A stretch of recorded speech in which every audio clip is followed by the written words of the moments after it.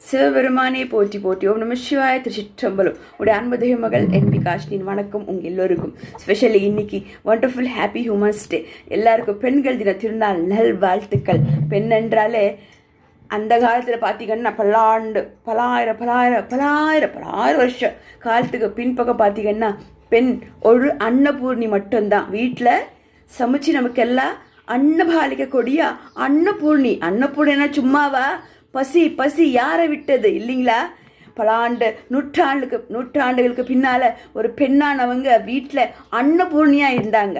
ஆனால் இந்த காலங்கள் போக போக போக போக எத்தனை பல வருஷத்துக்கு பின்னால் இருந்தே பெண்கள் வீட்லேயும் அன்னபூர்ணியாக இருந்து வெளியிலையும் வந்து வேலை பார்த்து தன் குடும்பத்தை பார்த்துக்கக்கூடிய ஒரு பெண்மணியாக 2ஆம் கட்டத்துக்கு வந்தாங்க. பிறகு இப்போ சாதனை பெண்களாக எத்தனோ பேர் நிகழ்ச்சியில் சாதனை பண்ணிட்டு இருக்காங்க. அவங்களுடைய பிறப்புக்கு ஏற்ற மாதிரி. என்ன எடுத்துக்கோங்களேன், நான் சிறு குழந்தையில ரொம்ப ரொம்ப ரொம்ப ரொம்ப வலியோட வளர்ந்த ஒரு பெண் குழந்தை.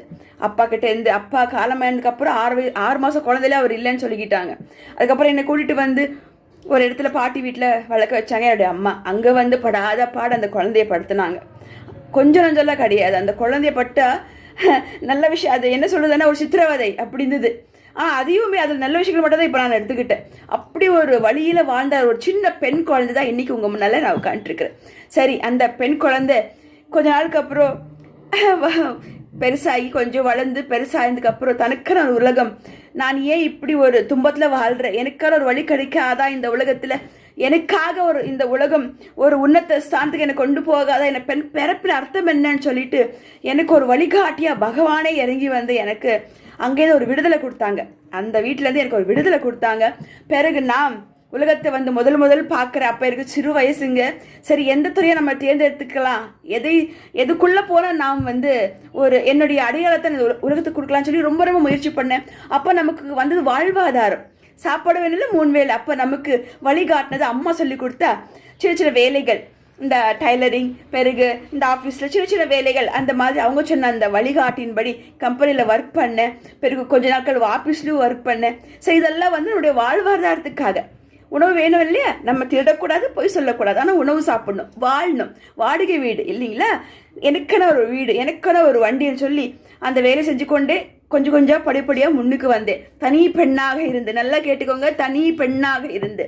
சரி, அப்புறம் நல்ல ஒரு நண்பர்களால் ஒரு 4-5 பேர் நல்லா பேசுவோம், நல்ல உள்ளங்களால் நமக்கும் ஒரு 4 பேர் இருக்காங்கன்னு சொன்னால் அவங்களும் என்ன பண்ணாங்க, அவங்களோட புத்தியை காமிக்க ஆரம்பிச்சிட்டாங்க. சரி, இவங்களும் யாரோ 1-2 நிலவங்கள் இருக்காங்க, அவங்க தான் நான் சிவமாக எடுத்துக்கிட்டேன்.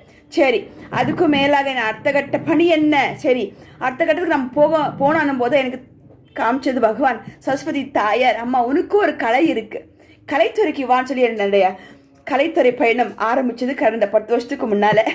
அப்போ நான் ரொம்ப சின்ன பொண்ணு ஆரம்பிச்சதுங்க. அது இதுவரையிலையும் நின்னோம் 10 வருஷமே ஆகிப்போச்சு. பிறகு அதுலேயும் நான் நல்லது மட்டும் தான் எடுத்துக்கிட்டேன். அங்கேயும் சில அப்படிலாம் இருக்குது, ஆனால் நமக்கு அது வேண்டாம், நம்ம நல்லது மட்டும்தான் எடுத்துக்கணும். எப்போவுமே எங்கே போனாலும் அப்படிதாங்க. ஒரு கலைத்துறையா, ஒரு ஆஃபீஸா, ஒரு பணியாற்றக்கூடிய அந்த இடமா இருந்தாலும் பரவாயில்ல, நம்ம நல்லது மட்டும்தான் எடுத்துக்கணும். அது மட்டும் என் அம்மா எனக்கு நல்லா சொல்லி கொடுத்துருக்காங்க. நல்ல புத்தி, நல்ல எண்ணங்கள் என்ற மாதிரி நான் நல்லது மட்டும் தான் எடுத்துக்கிட்டாங்க. சரி, அங்கேயும் எனக்கு ஒரு சிறந்த இடத்துக்கு போகிறதுக்கு வழிகாட்டல. அங்கே கொஞ்சம் ஓகே நமக்கு அப்படின்னு இருந்தது. சரி, வேண்டாம், நம்மளும் கொஞ்சம் நிலதை வந்தால் மட்டும் பண்ணலாம் கலைத்துறையில், இல்லை நமக்கு வேண்டாம் என்ற மாதிரி என்னுடைய கால் பின்னோக்கி மீண்டும் நான் பகவான்கிட்ட கேட்குறேன். பகவானே, என்னுடைய பிறப்பின் அடியாளம் என்ன? நான் யார் இந்த உலகத்துக்கு? நான் இந்த உலகத்துக்கு பிறந்துட்டேன் உலகத்தில், ஆனால் ஒரு நாள் உங்ககிட்ட வந்துடுவேன். ஆனால் இந்த மாட பிறவியில் பிறந்து நான் ஏதோ ஒரு விஷயத்தை நான் பண்ணணும் இல்லையா? நான் யார்? அந்த அடையாளத்தை இது கொடுத்து தானே நான் வரணும். அங்கே அப்படியே பிறந்து வளர்ந்தோமா, சாப்பிட்டோமா, ஏதோ 2 சொத்து சேர்த்தோமா அன்னிட்டு சேர்ந்துடக்கூடாது இல்லையா? அது தப்பாக போயிடுமே பகவானே, இந்த மாட பிறவி தப்பாக போயிடுமே, பிறந்த பிறப்பின் அர்த்தம் என்ன தப்பாக போயிடுமே பகவானே. நான் யார் என்ற அடையாளத்தை இந்த உலகத்துக்கு கொடுக்கணும்னு நான் நினச்சேன்.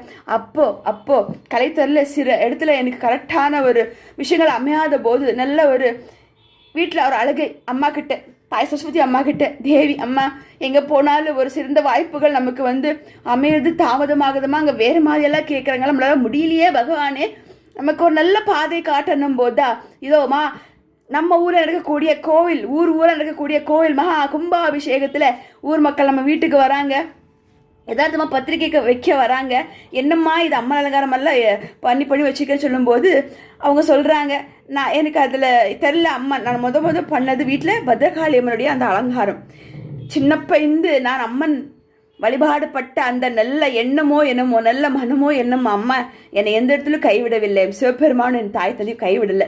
ஆனால் ஊர் மக்கள் வந்து கேட்குறாங்க, அம்மா நீங்கள் ஏம்மா நம்ம ஊரில் கோயில் கும்பாபிஷேகத்தோட அந்த முளபாரி உற்சவத்தில் அம்மனா வரக்கூடாதுன்னு கேட்குறாங்க. சரி, பரவாயில்ல. அப்போ கூட எனக்கு ஒன்றும் புரியல. அம்மன் அலங்காரம் விட்டு நான் வந்து ஊர் மத்தியில் மக்கள் மத்தியில் பலாயிரக்கணக்காக இருக்கக்கூடிய அந்த மக்கள் மத்தியில் கோயில் மகா கும்பாபிஷேகத்தோட அந்த முளபாரி உற்சவத்தில் அம்மன் அலங்காரம் அணிந்து நாம் போகிறோம். எல்லாரும் அந்த ஊர்களை முடிச்சுட்டு வந்துட்டு கோயில் எல்லாம் இறக்கி வைக்கிறாங்க. பிறகு அங்கே இருக்கக்கூடிய சில நல்ல உள்ளங்கள் பக்தர்கள் வந்து கால் தொட்டு கும்பிடுறாங்க, அம்மா ஆசீர்வாதம் பண்ணுங்கன்னுட்டு. அப்போ எனக்கு அது வந்து கொள்ளத்தனமாக இருந்தது. எல்லாம் பண்ணுறாங்களும் ஆசீர்வாதம் பண்ணலான்னுட்டு. ஆனால் வீட்டுக்கு வந்து யோசிச்சு என்னோட வீடியோ பார்க்கும் போதில் இத்தனை பேர் வந்து கால் தொட்டு கும்பிடுறாங்களே என் தாய்க்கு.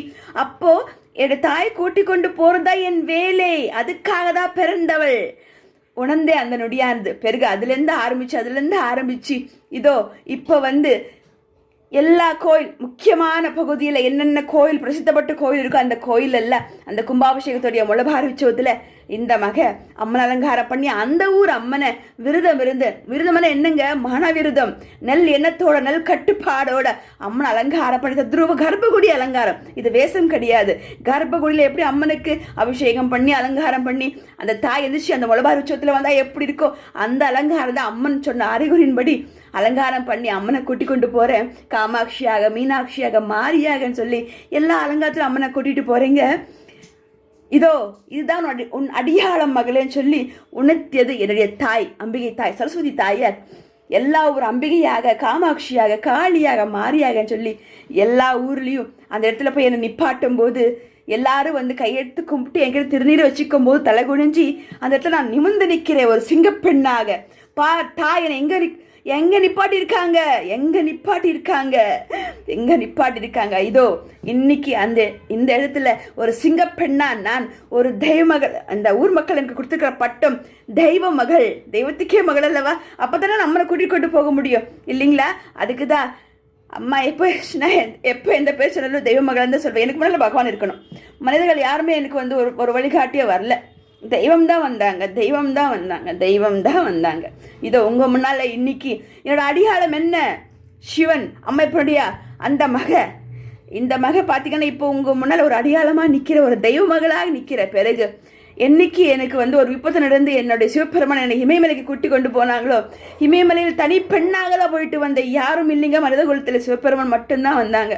போய் அங்கேயும் ஜெயிச்சு வந்ததுக்கப்புறம் தான் என்னுடைய ஆன்மீக சொற்பொழிவு மற்றும் பஜனை, ராம பஜனை, சிவ பஜனை சொல்லி அங்கங்கே போகுதுங்க. இதெல்லாம் அப்போ நடத்துறாரு. இறைவனே வந்து நடத்துன மகள் தாங்க நான். மனுஷ குலத்தில் எல்லாமே வந்தாங்க. அதை நான் இதை பண்ணுறேன் எல்லாம் பாதியிலே போயிட்டாங்க. ஆனால் சிவபெருமான் என்றைக்குமே நிப்பாட்ட மாட்டாங்க. என்னுடைய பணிகளானது இன்னும் தொடரும். என் கடைசி மூச்சு இருக்கிற வெள்ளி தொடரும். நான் யார் என்ற அடியாள கொடுத்தது என் சிவபெருமான் பகவான் தான். அம்மையப்பன் அர்த்தநாரீஸ்வரர். அவருக்கு நான் இந்த இடத்துல கோடான கோடி நன்றி தெரிவிச்சுக்கிறேன். சிவபெருமானே உங்களுக்கு கோடான கோடி நன்றி சிவையா. இதுதான் என் அடியாளம். தேவமகள் என் விகாஷ் என்று ஒரு சிங்கப்பெண்ணாக பலாயிரக்கணக்கான ஊர் மத்தியில் நின்று ஒரு அம்பாளா காட்சி கொடுக்க வச்ச என் தாய்க்கும், ஒரு சிங்கப்பெண்ணா நிற்க வச்ச என்னுடைய தந்தைக்கும் கோடான கோடி நன்றி இந்த இடத்துல உங்களுக்கு நான் தெரிவிச்சுக்கிறேன். உங்களுக்கு மனமார்ந்த பெண்கள் தினத்தினால் நல்வாழ்த்துக்கள். உங்களுடைய அடியாளம் என்ன யோசிச்சு பாருங்க, ஞாபகத்துக்கு வரும். அதுதான் அடுத்த வாழ்க்கை கட்டத்துக்கு ஒரு வழிகாட்டியா இருக்கும். முயற்சி பண்ணுங்க. சிவபெருமானை போற்றி வெற்றிகள் நாள் இன்று, பெண்கள் நாள் இன்று இல்லைங்களா. எல்லாருக்கும் மீண்டும் ஒரு முறை சிங்கப்பெண்ணாகிய அனைவருக்கும் என்னுடைய மனமார்ந்த ஹாப்பி ஹியூமன்ஸ் டே நல்வாழ்த்துக்கள். நன்றி சிவபெருமானே.